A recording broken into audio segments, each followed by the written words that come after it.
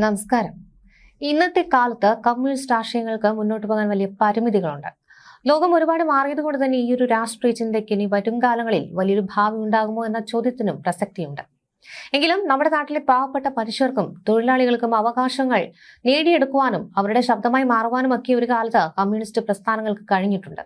അതിൽ ആർക്കും തന്നെ ഒരു തർക്കവുമില്ല. പക്ഷേ ഇന്നത്തെ രാഷ്ട്രീയ സാഹചര്യത്തിൽ കമ്മ്യൂണിസത്തിന്റെ ജനാധിപത്യപരമായ മൂല്യങ്ങളിൽ മാറ്റം വരികയും അത് സാധാരണക്കാരുടെ താല്പര്യങ്ങൾക്ക് വിരുദ്ധമായി പ്രവർത്തിക്കുന്ന ഒരു പ്രസ്ഥാനമായി മാറുകയാണ് എന്ന് ജനങ്ങൾ സംശയിക്കുകയും ചെയ്യുന്ന ഒരു കാലഘട്ടമാണ്.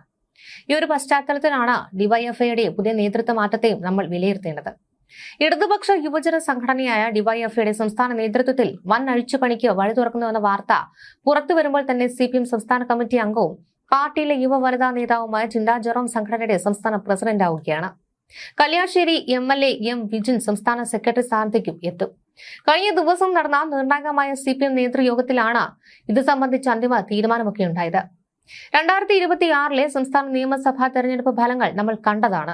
ഭരണവിരുദ്ധ വികാരവും പാർട്ടി നേതൃത്വത്തിനെതിരെ ഉയർന്ന വിവിധ അഴിമതി ആരോപണങ്ങളും തെരഞ്ഞെടുപ്പിൽ ഏറെ പ്രതിഫലിച്ചു എന്ന് വേണം കരുതാൻ. ഭരണ തകർച്ച നഷ്ടപ്പെടാൻ കാരണമായ പിണറായിസം അല്ലെങ്കിൽ മുഖ്യമന്ത്രി കേന്ദ്രീകൃതമായ ഭരണശൈലി മാറണമെന്ന് പാർട്ടിക്കുള്ളിലെ ഒരു വിഭാഗം സഖാക്കൾ തന്നെ ആഗ്രഹിച്ചിരുന്നുവെന്ന വിലയിരുത്തലുകളൊക്കെ ശക്തമാണ്. എന്നാൽ തെരഞ്ഞെടുപ്പ് പരാജയത്തിന് ശേഷവും അണികളുടെയും താഴെത്തട്ടിലുള്ളവരുടെയും ഈ വികാരം ഉൾക്കൊള്ളുവാൻ AKG സെന്ററിന് ഇനിയും കഴിഞ്ഞിട്ടില്ല എന്ന വിമർശനമാണ് ഉയരുന്നത്. മുഖ്യമന്ത്രി സ്ഥാനം നഷ്ടപ്പെട്ടിട്ടും പാർട്ടിയിൽ പിണറായി വിജയന്റെ സ്വാധീനത്തിന് യാതൊരു കുറവും വന്നിട്ടില്ലെന്നും അദ്ദേഹത്തിന്റെ തീരുമാനങ്ങളെ ചോദ്യം ചെയ്യാൻ നിലവിലെ നേതൃത്വത്തിന് സാധിക്കുന്നില്ല എന്നുമാണ് സമീപകാല സംഭവങ്ങൾ വ്യക്തമാക്കുന്നത്.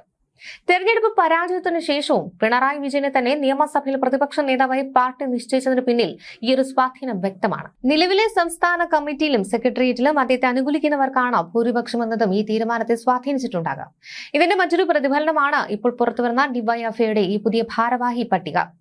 തിരുവനന്തപുരം മുൻ മേയർ ആര്യ രാജേന്ദ്രനെ ഡിവൈഎഫ്ഐയുടെ സംസ്ഥാന പ്രസിഡന്റ് സ്ഥാനത്തേക്ക് കൊണ്ടുവരുവാൻ പാർട്ടിയിലെ ഒരു വിഭാഗം നേതാക്കൾ ശക്തമായി വാദിച്ചിരുന്നു.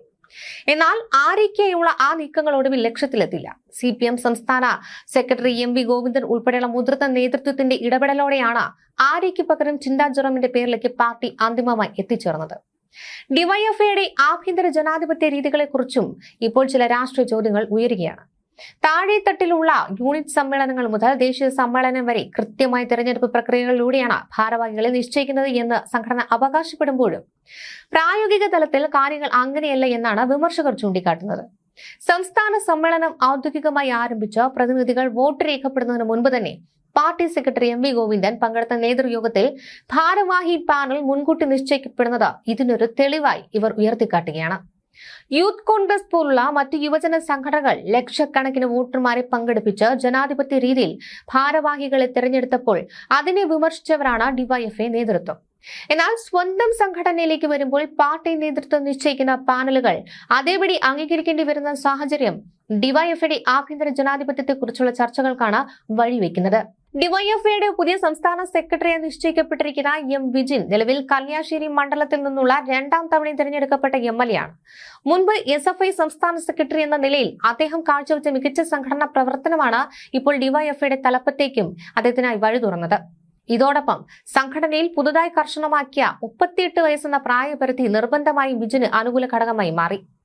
എന്നാൽ പ്രായപരിധി നടപ്പിലാക്കുന്നതുമായി ബന്ധപ്പെട്ട് CPM സംസ്ഥാന സെക്രട്ടറി MV ഗോവിന്ദൻ സ്വീകരിച്ച നിലപാടിനെതിരെ പാർട്ടി നേതൃയോഗത്തിൽ ചില ഭിന്നസ്വരങ്ങൾ ഉയർന്നതായാണ് റിപ്പോർട്ടുകൾ.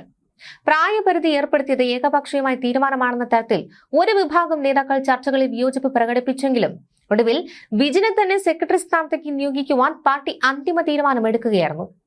ആര്യ രാജേന്ദ്രൻ, ചിന്താ ജെറോം എന്നിവരുടെ രാഷ്ട്രീയ വളർച്ചയും പദവികളും ഒക്കെ പലതരത്തിലും മുൻപ് രാഷ്ട്രീയ ചർച്ചകൾക്ക് വഴിവെച്ചതാണ്. കോളേജ് പഠനകാലത്ത് തന്നെ തിരുവനന്തപുരം കോർപ്പറേഷൻ മേയറായി ചുമതലയേറ്റ ആര്യ രാജേന്ദ്രന്റെ ആ ഒരു ഭരണശൈലിയും തുടർന്ന് കോർപ്പറേഷനിൽ പ്രതിപക്ഷ കക്ഷികൾ ശക്തി പ്രാപിച്ച സാഹചര്യവും വലിയ രീതിയിൽ വിലയിരുത്തപ്പെട്ടിരുന്നു. എന്നാൽ നിലവിൽ പുതിയ പദവികളിലേക്ക് ചിന്താ ജെറോം പരിഗണിക്കപ്പെടുമ്പോൾ യുവജന പ്രസ്ഥാനങ്ങളുടെ മുൻകാല സ്വഭാവത്തിൽ വന്ന മാറ്റങ്ങളെക്കുറിച്ചും വിമർശകർ പ്രധാനമായും ചൂണ്ടിക്കാട്ടുന്നുണ്ട്. മുൻകാലങ്ങളിൽ ഭരണകൂടത്തിന്റെ തെറ്റായ നയങ്ങളെ തിരുത്തുവാൻ യുവജന വിദ്യാർത്ഥി സംഘടനകൾ മുന്നിൽ നിന്നെങ്കിൽ ഇന്നത്തെ നേതൃത്വങ്ങൾ പലപ്പോഴും പാർട്ടി നയങ്ങളെ പൂർണ്ണമായി പിന്തുണയ്ക്കുന്ന രീതിയാണ് സ്വീകരിക്കുന്നത് എന്നൊരു വിമർശനമാണ് പൊതുവെയുള്ളത്. കേവലം പ്രസംഗ ശൈലികൾക്കപ്പുറം സമകാലിക രാഷ്ട്രീയ വിഷയങ്ങളിൽ ഇത്തരം യുവ നേതാക്കൾ പുലർത്തുന്ന രാഷ്ട്രീയ നിലപാടുകൾ എത്രത്തോളം ജനകീയമാണെന്ന ചോദ്യമാണ് ഈ സാഹചര്യത്തിൽ ഉയരുന്നത്. ചിന്ന ജെറോമിന്റെ ഉന്നത വിദ്യാഭ്യാസ യോഗ്യതകളും മുൻപ് വലിയ രീതിയിൽ വിവാദങ്ങൾക്കും ട്രോളുകൾക്കും ഒക്കെ വഴിവെച്ചതാണ്. അവരുടെ ഡോക്ടറൽ ഗവേഷണ പ്രബന്ധങ്ങൾ ചങ്ങമ്പുഴയുടെ പ്രശസ്തമായ വാഴക്കുല എന്നീ കൃതി വൈലോപ്പിള്ളിയുടേതാണ് എന്ന് തെറ്റായി രേഖപ്പെടുത്തിയത് വലിയ വാർത്തയായിരുന്നു. പ്രബന്ധം സമർപ്പിക്കുന്നതിന് മുൻപ് കൃത്യമായ പരിശോധനകൾ നടന്നിട്ടില്ല എന്ന തരത്തിലുള്ള കടുത്ത വിമർശനങ്ങളാണ് അന്ന് അക്കാദമിക് രംഗത്ത് നിന്നും പ്രതിപക്ഷ കക്ഷികളിൽ നിന്നുമൊക്കെ ഉയർന്നത്. ഇതോടൊപ്പം തന്നെ തന്റെ പ്രബന്ധത്തിന്റെ നന്ദി പ്രകാശനത്തിൽ Pinarayi Vijayan, M V Govindan, M Swaraj തുടങ്ങിയ മുൻനിര പാർട്ടി നേതാക്കളുടെ പേരുകൾ ഉൾപ്പെടുത്തിയതും വലിയ ചർച്ചകൾക്ക് ഇടയാക്കി. ഒരു ഗവേഷണ പ്രബന്ധത്തിൽ രാഷ്ട്രീയ നേതാക്കൾക്ക് നന്ദി രേഖപ്പെടുത്തിയത് അക്കാദമിക് യോഗ്യതകളെക്കാൾ പാർട്ടി ബന്ധങ്ങൾക്കാണ് ഇവിടെ മുൻഗണന നൽകുന്നത് എന്ന തരത്തിലുള്ള രാഷ്ട്രീയ ആക്ഷേപങ്ങൾക്കാണ് കാരണമായത്. സംസ്ഥാന യുവജന കമ്മീഷൻ ചെയർപേഴ്സൺ ആയിരുന്ന കാലയളവിലെ ചില സാമ്പത്തിക തീരുമാനങ്ങളും മുൻപ് വലിയ രീതിയിൽ തന്നെ വിവാദങ്ങൾക്ക് കാരണമായി. കമ്മീഷൻ അധ്യക്ഷയുടെ ശമ്പളം മുൻകാല പ്രാബല്യത്തോടെ വർദ്ധിപ്പിച്ചതും അതുവഴി ലക്ഷക്കണക്കിന് രൂപ കുടിശ്ശികയായി കൈപ്പറ്റിയതുമായ നടപടി വലിയ രാഷ്ട്രീയ ആയുധമാക്കുവാൻ പ്രതിപക്ഷത്തിന് കഴിഞ്ഞിരുന്നു. ഇതോടൊപ്പം കൊല്ലത്തെ ഒരു 4 സ്റ്റാർ റിസോർട്ടിലെ ദീർഘകാല താമസവുമായി ബന്ധപ്പെട്ടുയർന്ന ആരോപണങ്ങളും അക്കാലത്ത് വലിയ മാധ്യമ ചർച്ചയ്ക്ക് വഴിവെച്ചു. ഈ പശ്ചാത്തലങ്ങളെയെല്ലാം മുൻനിർത്തിയാണ് ഇപ്പോഴുണ്ടായ പുതിയ പദവി രാഷ്ട്രീയ എതിരാളികൾ വലിയ രീതിയിൽ ആയുധമാക്കുന്നത്. ഇനി വരാനിരിക്കുന്ന മാറ്റങ്ങളിലേക്ക് നോക്കിയാൽ ഓഗസ്റ്റ് 19 മുതൽ 22 വരെയാണ് തൃശൂരിൽ വെച്ച ഡിവൈഎഫ്ഐയുടെ സംസ്ഥാന സമ്മേളനം നിശ്ചയിച്ചിരിക്കുന്നത്.